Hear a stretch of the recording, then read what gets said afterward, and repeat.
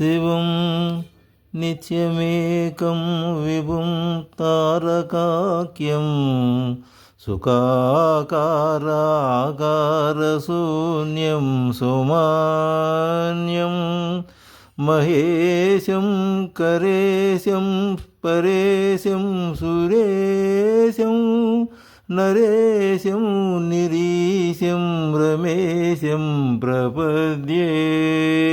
July 17, 2026 శ్రీవారికి ఆనీవర ఆస్థానం మరియు శ్రీవారి పుష్ప పల్లకి సేవ జరుగుతుంది.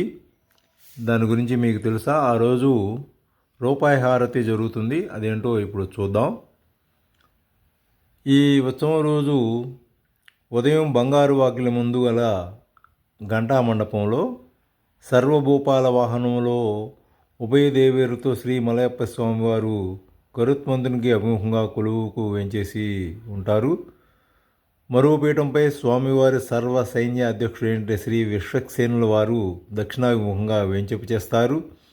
ఈ ఉత్సవమూర్తులతో పాటు ఆనంద నిలయంలోని మూల విరాట్టుకు ప్రత్యేక పూజలు ప్రసాదాలు నివేదిస్తారు.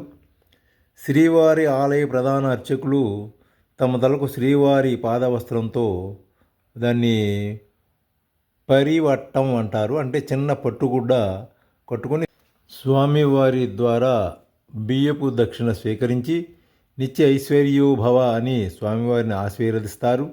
ఆ తర్వాత అర్చకులు తిరుమల పెద్ద జీయర్ స్వామివారికి, చిన్న జీయర్ స్వామివారికి, తిరుమల తిరుపతి దేవస్థానం తరపున కార్యనిర్వహణ అధికారికి లచ్చన అను తాళపు చెవిగుత్తిని వరుస క్రమంలో కుడి చేతికి తగిలిస్తారు. హారతి, చందనం, తాంబూలం, తీర్థం, సటారి మర్యాదలు చేసిన అనంతరం ఆ తాళపు చెవిగుత్తిని శ్రీవారి పాదాల చెంత ఉంచుతారు. ఈ ఉత్సవానికి తిరుమలలో ఒక ప్రత్యేక విశిష్టత ఉంది. ఆ రోజున స్వామివారి దర్శనార్థం వచ్చిన భక్తులందరి దగ్గర ఒక్కొక్క రూపాయి వసూలు చేసి రూపాయి హారతి ఇవ్వబడుతుంది. ఈ హారతికి వసూలు కాబడిన రూపాయలను వెంటనే కార్యనిర్వాహకుల సమక్షంలోనే జమ చేయబడతాయి. ఆ తర్వాత మూల విరాట్టుకు ప్రత్యేక పూజలు ప్రసాదాలు నివేదిస్తారు.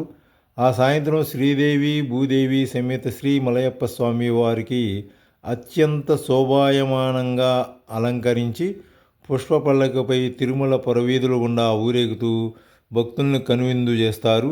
ఈ విధంగా సాలకట్ల ఆనీవర ఆస్థానం పర్వదినం ఘనంగా నిర్వహిస్తారు. సబ్స్క్రైబ్ చేసుకోండి, లైక్ చేయండి, మీ స్నేహితులకు షేర్ చేయండి. ఇలాంటి మంచి వీడియోలు చూడవచ్చు.